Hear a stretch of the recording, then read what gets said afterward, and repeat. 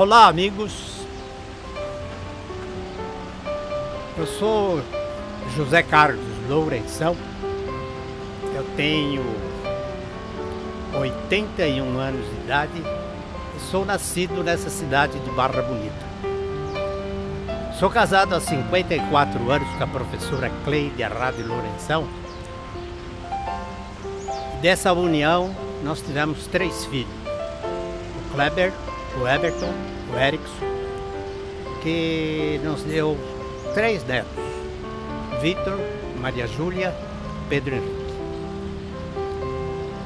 Eu sou professor aposentado da rede estadual de ensino e, como eu sou professor de história, durante quase mais de 50 anos, desses 81 de Barra Bonita, eu passei dentro de sala de aula, lecionando para milhares e milhares de alunos.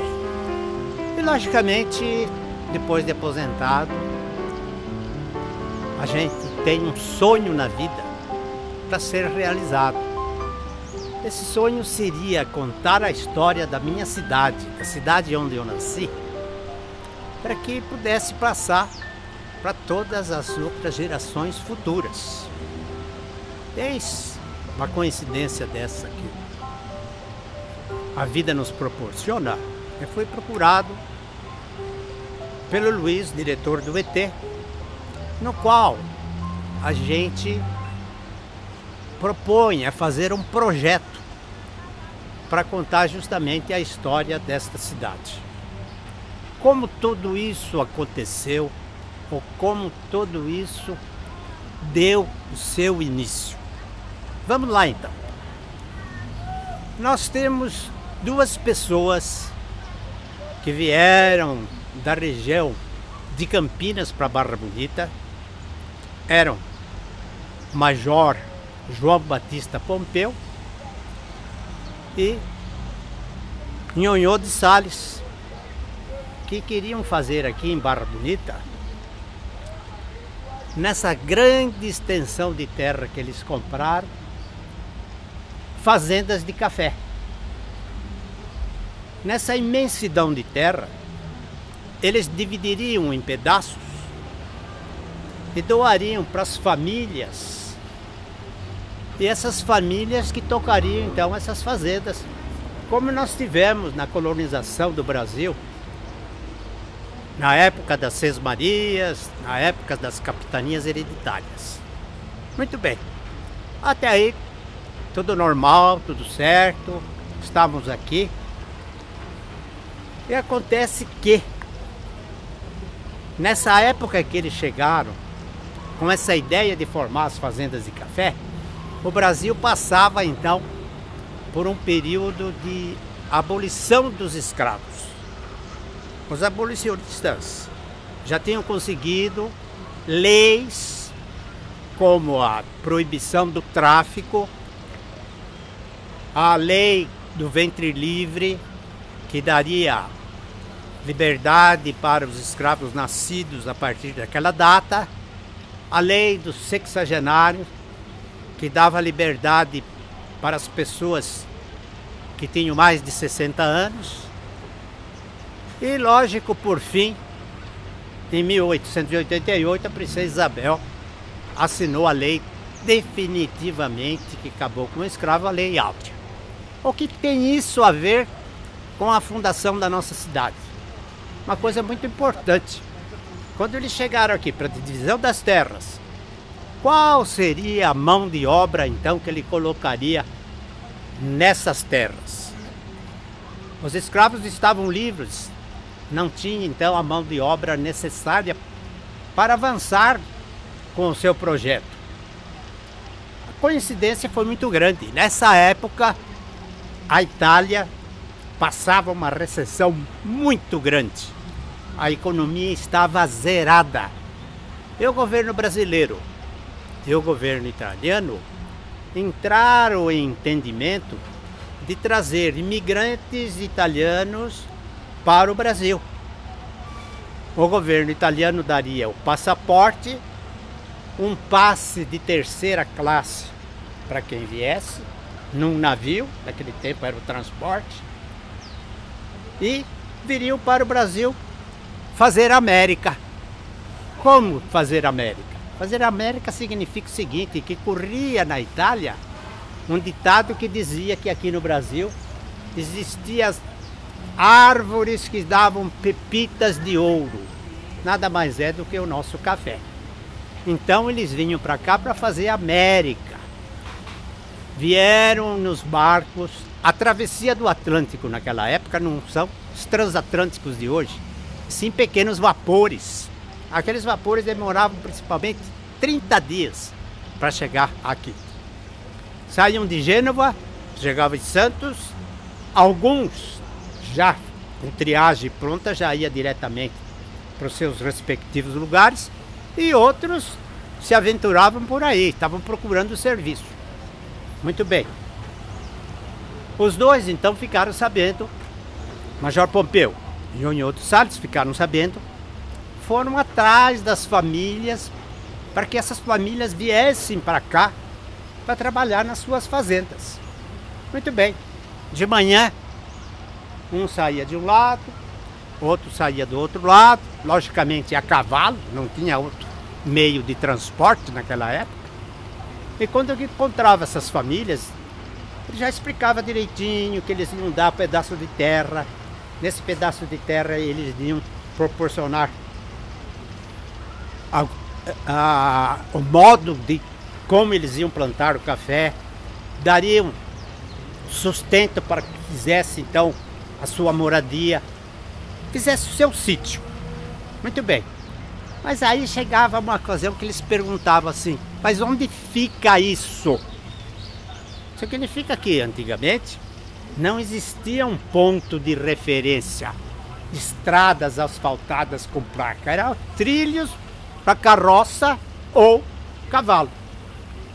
Então, o que aconteceu foi a origem do nosso nome que nasceu aonde eu estou.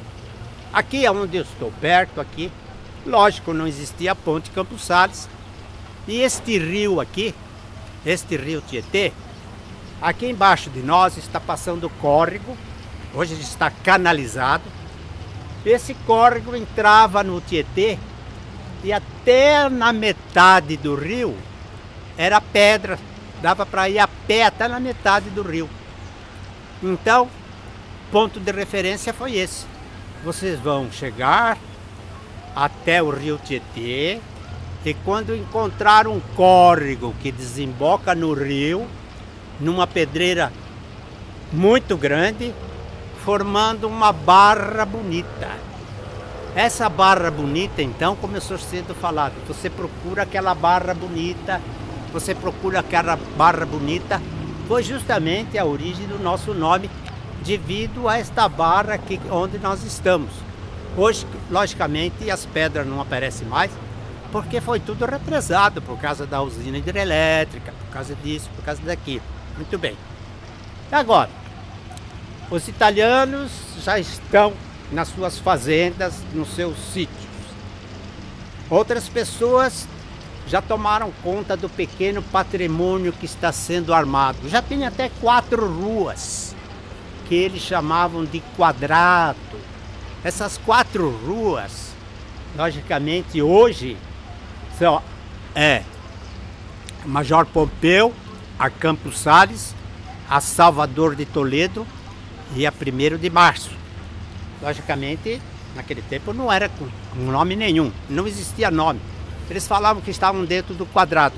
O quadrado evoluiu tanto que já tinha padaria, já tinha o seu açougue, já tinha a sua farmácia e já tinha até a sua venda. Tudo dentro do quadrado. A evolução foi tão grande que foi iluminado, o quadrado foi iluminado. Com energia elétrica, não existia. Foi iluminado com 12 lampiões de querosene. Esses lampiões de querosene tinham uma pessoa encarregada em acender e apagar, o lampioneiro. Esse lampioneiro, mais ou menos, numa tardezinha para a noite, acendia os lampiões e antes das 10 horas apagava. O mais interessante é o seguinte, Muita gente que viveu nessa época e contou para mim que nas noites de lua cheia não acendia os lampiões, porque a claridade da lua era muito grande. Olha que romantismo! Eu gostaria de ter vivido nessa época. Muito romântico, por sinal. Agora, nós temos uma coisa. Todos aqueles que estão no sítio já têm a sua moradia, já têm o seu pomar, já têm a sua horta, já plantou o seu café, já vem para a cidade para fazer compra. Os que estão aqui na cidade com os serviços essenciais já estão tudo localizado, com os lampiões, com aquilo. Mas tem uma coisa que eu vou perguntar. Você nasce numa cidade, você cresce naquela cidade, você é formado naquela cidade. Por um motivo, vamos supor, de trabalho, você é obrigado a mudar dessa cidade para outra. Lógico, você vai sentir um impacto muito grande chegando na outra cidade. Você não tem mais aqueles mesmos amigos que você tem aqui. Você não tem mais aquele modo de viver que você tinha aqui.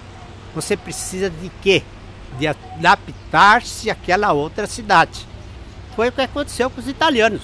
Olha, 30 dias de viagem no Atlântico para atravessar tudo isso daqui. A Itália deixando lá atrás, chegando aqui. Para começar, um clima frio, gelado da Itália. Chega aqui com esse clima quente.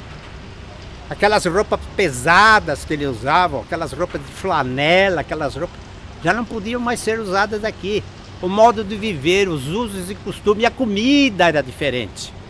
Tinha que ter uma certa adaptação da Itália para o Brasil.